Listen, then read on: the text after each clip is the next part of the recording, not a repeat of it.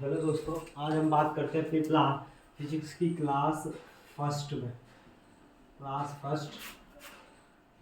Physics for 12th class UP board. तो सबसे पहले बात करते हैं फिजिक्स का पहला चैप्टर है हमारा इलेक्ट्रिसिटी। क्या है? इलेक्ट्रिसिटी यानी वैद्युतिकी। इलेक्ट्रिसिटी इलेक्ट्रिसिटी यानी विद्युतिकी। विद्युतिकी तो समझो, सबसे पहले विद्युतिकी किसे कहते हैं। तो विद्युतिकी ये होता है आवेशों का अध्ययन करने वाली साइंस को ही क्या कहा जाता है? विद्युतिकी। ध्यान लिखेंगे, आवेशों का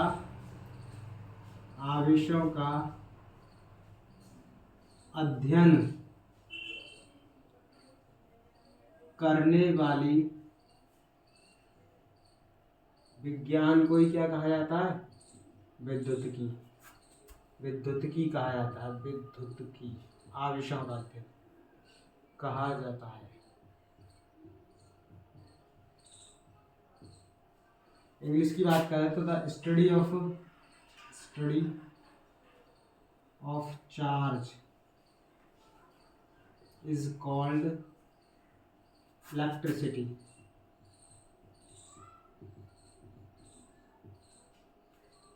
स्टडी ऑफ चार्ज इलेक्ट्रिसिटी। तो देखो, विद्युतिकी दो प्रकार की होती है। एक तो होती है डायनामिक विद्युतिकी और एक होती है स्टैटिक विद्युतिकी। यानी एक गतिक विद्युतिकी और एक स्थिर विद्युतिकी। तो यहाँ लिखेंगे टाइप्स ऑफ विद्युतिकी। यहाँ लिखेंगे टाइप्स ऑफ विद्युतिकी। टाइप ऑफ इलेक्ट्रिसिटी या विद्युतिकी के प्रकार। विद्युतिकी के प्रकार। तो विद्युतिकी कितने प्रकार की होती है? दो प्रकार की। नंबर एक कौन सी? तो नंबर एक होती है स्टैटिक इलेक्ट्रिसिटी यानी स्थिर विद्युतिकी।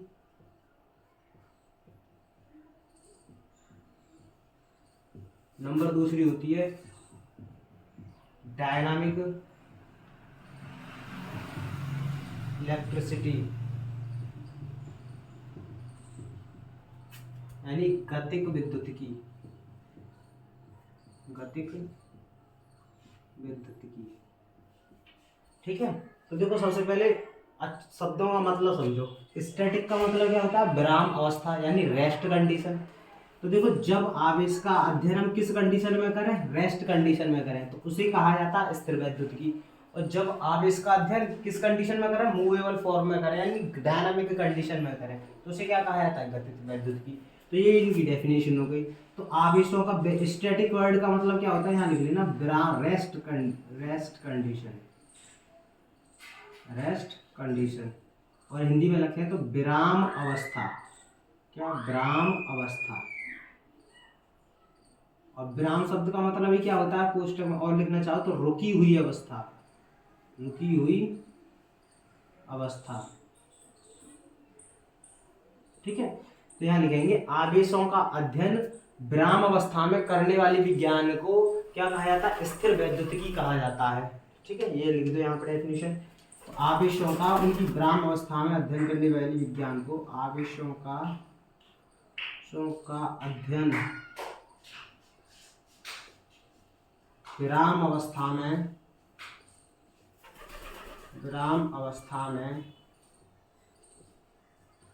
करने वाली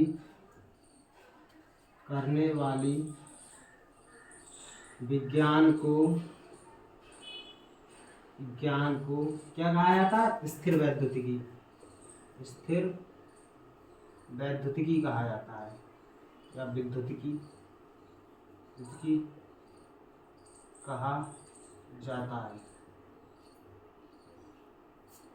इंग्लिश में लिखेंगे तो study of charge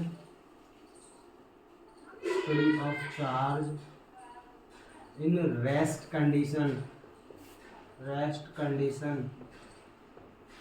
is called. क्या हो जाएगा? Study of charge in rest condition is called static electricity. Static electricity, ठीक है। अब इसके लिखेंगे डायनामिक इलेक्ट्रिसिटी। तो डायनामिक इलेक्ट्रिसिटी क्या हो जाएगी, आवेशों का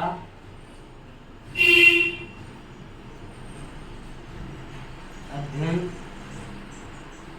उनकी गतिक अवस्था में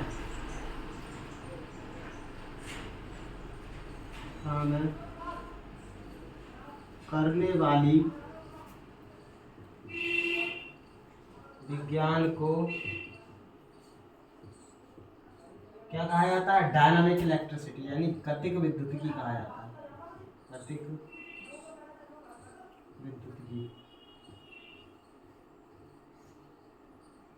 कहा जाता है। इंग्लिश में लिखेंगे तो study of charge, study of charge in dynamic condition, condition is called dynamic electricity,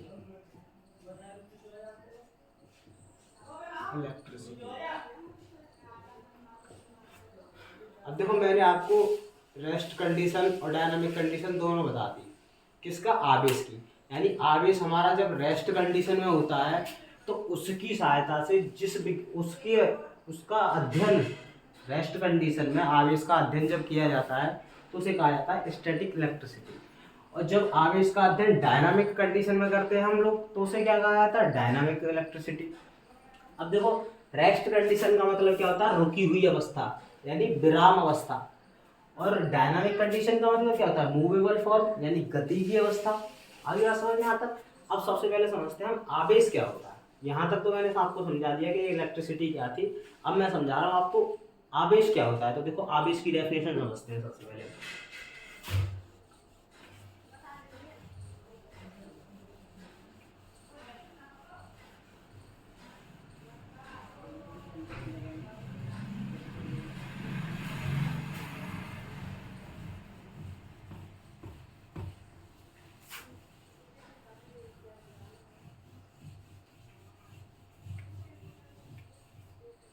देखो आवेश समझो सबसे पहले, आवेश क्या होता है। आवेश इंग्लिश में कहा जाता है इसे चार्ज। तो सबसे पहले ये समझो कि आवेश की खोज किसने की थी। तो आवेश की खोज की थी बेंजामिन फ्रैंकलिन ने। किसने की थी, बेंजामिन फ्रैंकलिन ने। क्या लिखेंगे, आवेश की खोज, आवेश की खोज, आवेश की खोज किसने की थी, बेंजामिन फ्रैंकलिन, बेंजामिन फ्रैंकलिन ने की थी।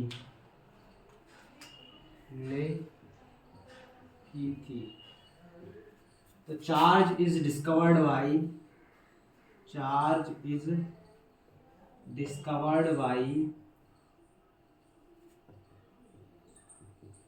बेंजामिन फ्रैंकलिन, ठीक है यहाँ तक। अब समझो चार्ज होता क्या है। तो देखो चार्ज जो है ना वो किसी वस्तु का गुण होता है। गुण मतलब प्रॉपर्टी, यानी किसी भी मैटर की क्या होती है, प्रॉपर्टी होती है। लोग समझते हैं कि चार्ज एक वस्तु होती है, वस्तु कभी नहीं होती है चार्ज हमेशा क्या होता है, एक गुण। तो देखो किसी वस्तु के अंदर कोई गुण है तो क्या हम उसे वस्तु से आसानी से अलग कर सकते हैं, नहीं कर सकते। कैसे करेंगे, कोई तरीका, ये कोई वस्तु थोड़ी नहीं है हमने एक स्थान से उठाया दूसरे स्थान पर रख दिया। चार्ज क्या होता है, एक गुण होता है, यानी एक प्रॉपर्टी होती है जिसे हम उस वस्तु से आसानी से अलग नहीं कर सकते। यही इसकी डेफिनेशन हो गई कि किसी वस्तु का ऐसा गुण जिसे उस पदार्थ से आसानी से अलग नहीं किया जा सकता, उसे क्या कहा जाता है, आवेश। देखो मैं आवेश की आपको 6 डेफिनेशन समझाऊंगा, 6। आज तक आपने 1 या 2 या 3 पढ़ रखी होंगी मैक्सिमम, मैं आपको 6 बताऊंगा। देखो 6 डेफिनेशन होती हैं। तो सबसे पहली डेफिनेशन तो यही हो गई कि किसी पदार्थ का ऐसा गुण जिसे उस पदार्थ से आसानी से अलग नहीं किया जा सकता। जैसे सबसे मेरा गुण है पढ़ाने का, या मैं पढ़ने का, या मेरा पढ़ाने का गुण है, तो क्या आप लोग मुझे उस गुण से अलग कर सकते, मेरे इस गुण को मुझसे अलग कर सकते? नहीं कर सकते, कोई तरीका ही नहीं है। तो किसी की प्रॉपर्टी को हम उससे अलग नहीं कर सकते। तो यही आवेश के साथ होता है कि किसी पदार्थ का ऐसा गुण जो क्या होता है, उस पदार्थ से उसे आसानी से अलग नहीं किया जा सकता, क्या कहा जाता है, उसे चार्ज कहा जाता है। तो यही इसकी डेफिनेशन है, लिखो। पदार्थ का ऐसा गुण, पदार्थ का ऐसा गुण, पदार्थ का ऐसा गुण जिसे पदार्थ से आसानी से अलग नहीं किया जा सकता, आसानी से अलग नहीं किया जा सकता, नहीं किया जा सकता, उसे क्या कहते हैं, उसे आवेश कहते हैं, आवेश कहते हैं। इंग्लिश में लिखना चाहते हैं, इंग्लिश में लिख लो। The property of a matter, the property of a matter that cannot be easily removed for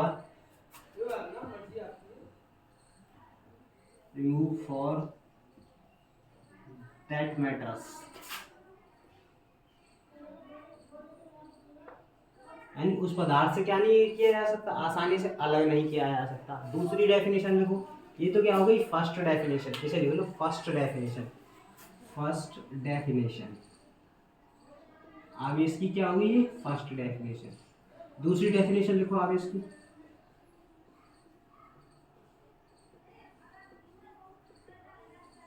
तो देखो दूसरी डेफिनेशन क्या होती है कि किसी भी पदार्थ का, देखो कोई वस्तु दूसरी वस्तुओं को आकर्षित या प्रतिकर्षित किसके कारण करती है। आकर्षित शब्द का मतलब होता है अपनी ओर खींचना, और प्रतिकर्षित शब्द का मतलब होता है अपनी ओर दूर हटाना, यानी इंग्लिश में कहें तो अट्रैक्शन और रिपल्सन। इंग्लिश में क्या कहें, अट्रैक्शन और रिपल्सन। तो कोई भी वस्तु दूसरी वस्तुओं को अपनी ओर आकर्षित या प्रतिकर्षित केवल और केवल आवेश के कारण करती है। अपने किस गुण के कारण करती है, आवेश के कारण।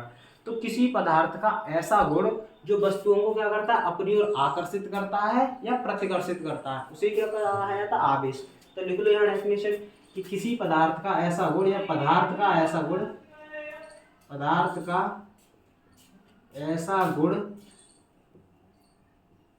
जो वस्तुओं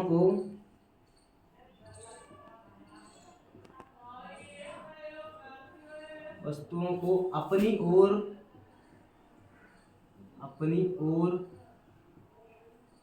आकर्षित या प्रतिकर्षित करता है, आकर्षित या प्रतिकर्षित करता है, प्रतिकर्षित करता है,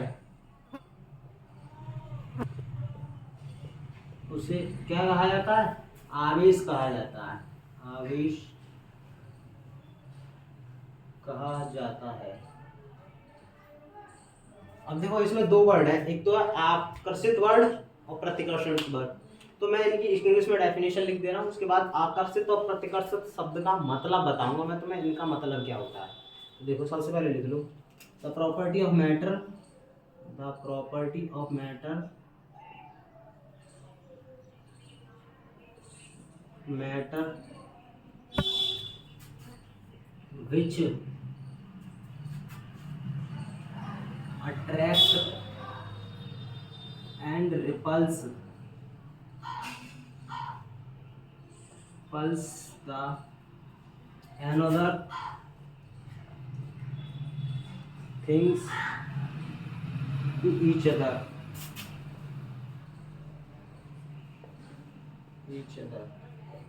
उसको क्या कहा जाता है, उसको क्या कहा जाता है, आवेश कहा जाता है। अब उतार लो इसे यहाँ तक, उसके बाद मैं रफ कर दूंगा।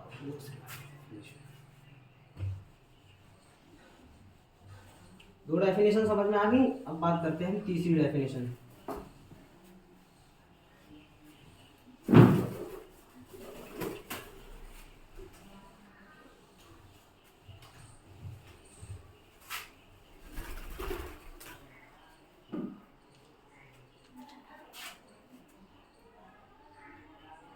थर्ड डेफिनेशन,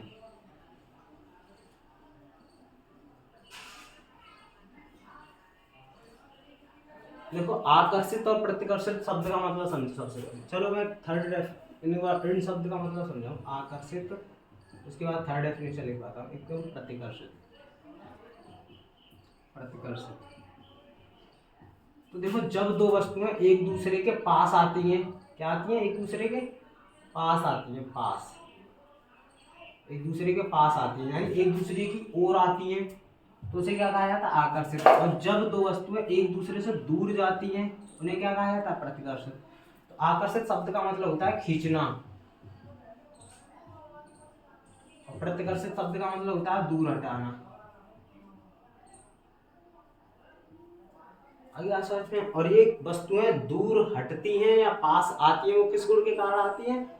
आवेश के कारण। ठीक है, अब लिखो, देखो अब तीसरी डेफिनेशन लिखो। तीसरी डेफिनेशन क्या होती है? तो तीसरी डेफिनेशन समझो। तीसरी डेफिनेशन क्या है? तो तीसरी डेफिनेशन होती है पदार्थ का ऐसा गुण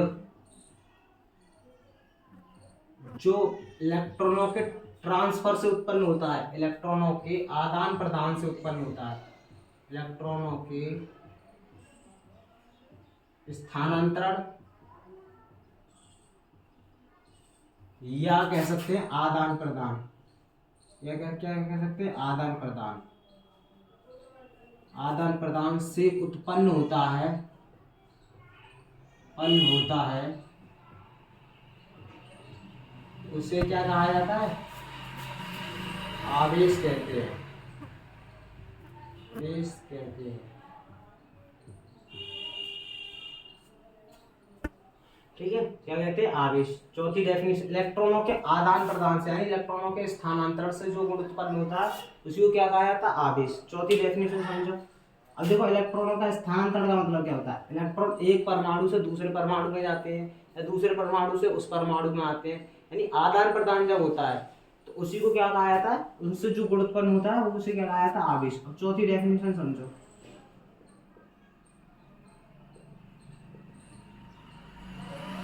तो देखो किसी पदार्थ का ऐसा गुण जो विद्युत प्रभाव या चुंबकीय प्रभाव को उत्पन्न करता है उसी को क्या कहा जाता है? आवेश।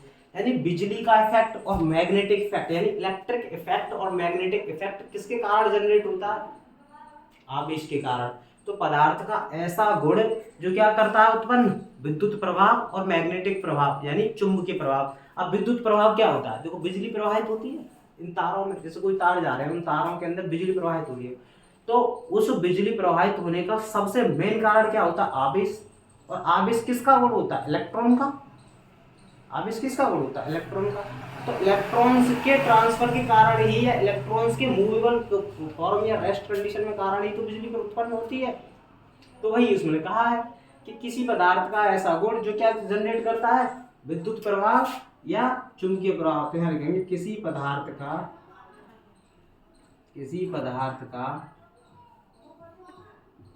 ऐसा गुण जो विद्युत प्रभाव और क्या उत्पन्न करता है? चुंबकीय प्रभाव उत्पन्न करता है। चुंबकीय प्रभाव,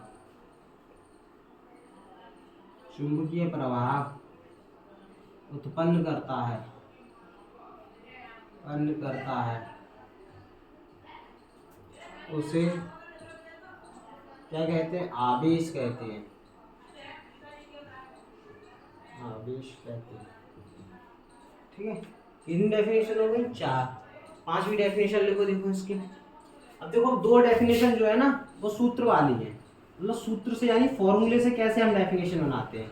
तो दो डेफिनेशन समझो, देखो दोनों डेफिनेशन बहुत सरल है, कुछ नहीं है उसमें, बस निकल। देखो पांचवी डेफिनेशन फिफ्थ करवाता, पांचवी डेफिनेशन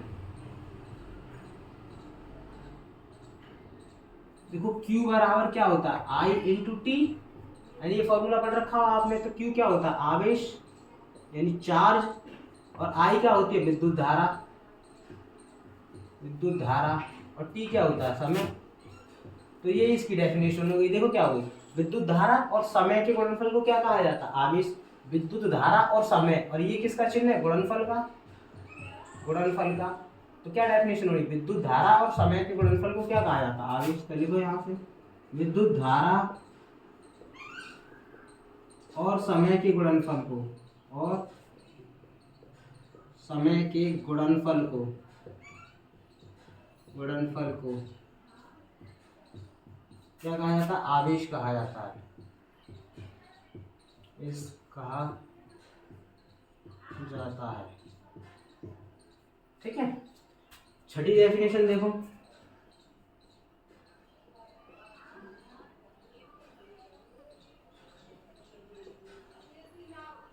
देखो Q बराबर क्या होता है, एक और फॉर्मूला होता है C इंटू बी। सी क्या होती है, विद्युत धारता,